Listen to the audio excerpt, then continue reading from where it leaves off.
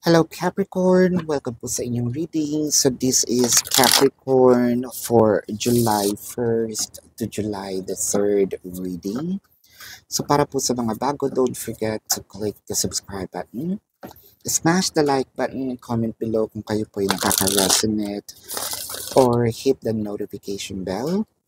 So, Capricorn, kung gusto niyo po ng dalawang reading po mula sa akin, don't forget to check the other channel that is Babaylan TV. Yan po ang ating unang channel catered for our international audience, no? So, nagla-live din po tayo doon. So, pwede kayong sumali. You're very much welcome, no?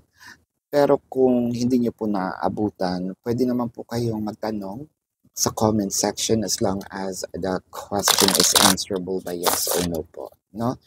So, Capricorn, I want you to know that this is a general reading. You may resonate with the entire reading or you may resonate with some bits and pieces of the reading. Take what's only yours. So, Capricorn, magsimula na po tayo, no? So, I can see here that meron tayong time para mag self-reflect. Also, i-check din, no? I-balance natin yung sarili natin if sumosobra ba tayo, no? Sa pakikitungo sa tao, whether it is sumosobra tayong bait or sumosobra nating sabihin mahigpit, ano? I think there's a separation between you and your person. The separation can be physical or energetic. No, physical, the person might be in a different city, state, county, country, different continent. No, energetic separations, hindi po tayo masyado nag-uusap, merong konting hidwaan. I feel like you don't have to do anything para i-force ang mga bagay-bagay. It requires, instead of isipin natin kung paano pabibilisin, no, ang takbo, baka kailangan nating go inward, no?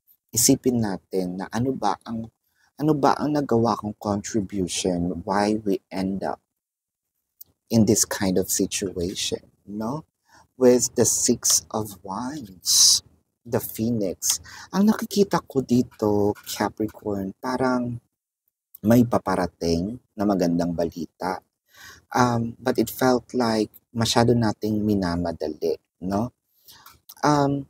Let's say, meron din ditong feeling natin hindi na mangyayari ulit dahil sabihin natin nawala, either we were rejected, hindi natin nakuha, whether sabihin natin na hindi umayon, no, yung panahon sa atin. It doesn't mean na hindi mo kayang ma-achieve, hindi mo deserve. Probably that's not the right time, no, para sa'yo to receive that specific blessing. And you're going to find out the reason, why it takes a little while, for you to experience this kind of situation, or this event, or probably this person, with the Emperor and the Fool card. Oh, ang lakas naman ng Aries, no, dito. You might be connecting with an Aries or has an Aries placement in their chart. I feel like there is a bit of an age gap, no, with you and your person. This might be, or it may be May, December love affair, it may not be, pero kung hindi naman natin pinag-uusapan itong age, the numbers, we may be talking about the maturity, no, of the person. I feel like siguro lumapit tayo, sa person and we feel we're being rejected. But it doesn't mean na hindi na kayo magkakaayos. There's something in here, devastation needs to happen for a recreation, um, to give birth for a new pace, a new page in your life. Capricorn, inner growth. So I feel like this maturity that I am talking about, I feel like with the whole inner growth in here, it kind of make me feel na kailangan nating makipag hand in hand, make a teamwork with the person. Hindi lang palaging ako ang masusunod. Probably we can meet halfway, no? Ibibigay ko sa iyo ang gusto mo, pero may limitations kasi hanggang dito lang yung kaya kong gawin. And probably you can give me something that I can also be happy so that we can have a win-win situation, no? What I am seeing in here is probably you already have been enlightened, or actually you need to be enlightened. Use this sweet time para ma-download, no? Itong mga information na kailangan natin pagdating sa ating relationship. I feel like there's also someone in here who's really afraid of jumping off a cliff in metaphor, ha? Baka bigla kayong magtatatalon dyan kung saan-saan. Jumping off a cliff and be brave enough to do the things that kind of drives your passion, no?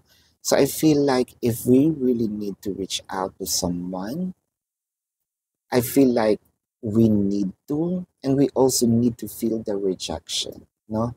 Ang katulad ng sabi ko, everything is falling into their own proper places on the right time, on the right moment. With the King of Cups and Eight of Wands, or probably hold your breath.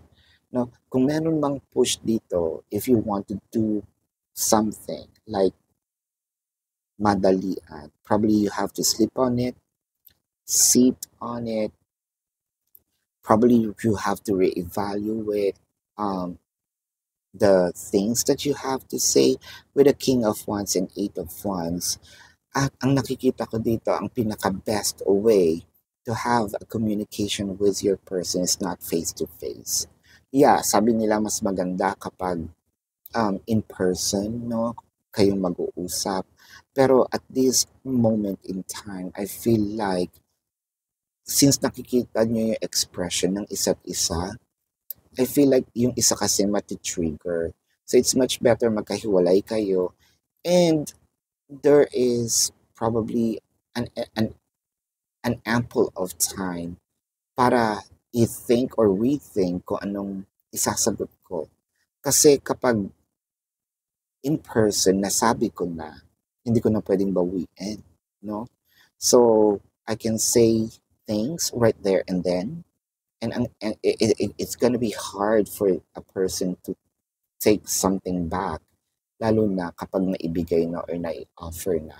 Unlike dito sa mga text messages, pwede ka mag-compose, no? As long as hindi pa siya na-send, hindi pa nakukuha ng tao. So, pwedeng editing, recheck. I feel like someone here really said something na nakasakit sa isang tao. And, it doesn't require a response right away, diba? So, pwedeng makapag-antay. Ayan, so I think that's the best way here. The Celestial Weaver and the Devil card. You know what? I feel like there is really someone who's pushing something. Creating, the creation is okay. But it felt like, yeah, I have a good idea. And it felt like it's really a good idea. Pero hindi pa kaya ni person kasi. So, we also need to check the capability, the availability, of our person, no?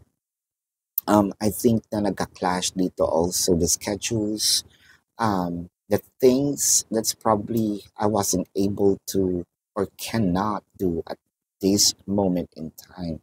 But again, it doesn't mean with the celestial weaver in here, no, let the divine timing works. Let the universe orchestrate, no, those um things that you prayed for, no? I think medyo makulit dito, no? Um, kailangan pag nasabi yun na agad ang mangyayari, no? So, hinay-hinay, um, keep our emotion calmer, go inwards, and check what we can contribute, no? So that para mas mapadali itong pagkikita niyong muli, no? Um, I need to sort things out first before I can come to you. See, meron pang hindi taong ready gawin ang mga bagay-bagay. So, either nakulitan, nainis, na pressure. That's the reason why someone probably step back a bit, no?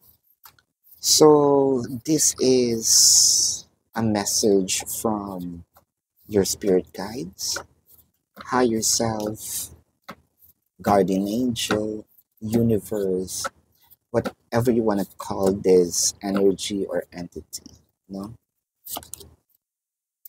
Be clear about where you are putting your focus right now. Focus on your desired outcome.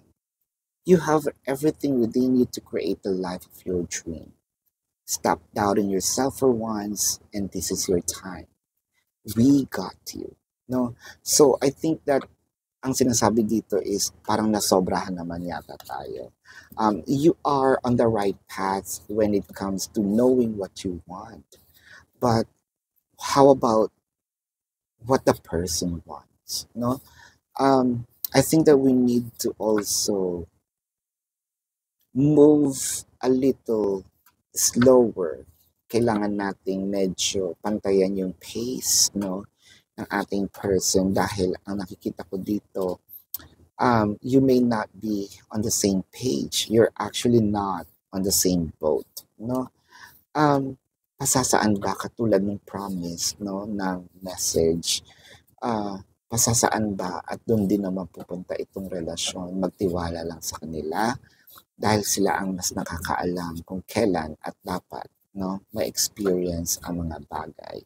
So this is your reading, Capricorn. Again, para po sa mga bago, don't forget to click the subscribe button, smash the like button, comment below kung kayo nakaka-resonate, and hit the notification bell. Kung gusto niyo po ng dalawang reading sa akin, sa kabilang channel po, that is Babaylan TV. No, nagla-live din po tayo doon sa kabilang channel. So pag hindi niyo po naaabutan, pwede naman kayo magtanong dito sa comment section as long as the question is answerable by yes or no. No?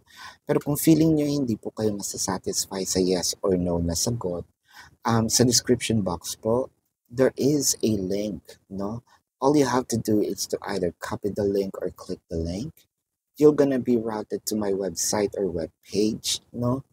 And then nandun po lahat ng information, whether it is sabihin natin the price, modes of payment, QR codes, no? Pakicheck na lang po yung information. And if you also want to book a private reading, nandun din po yan sa description box. So love and light to you. Namaste. See you po, no? Capricorn. Goodbye.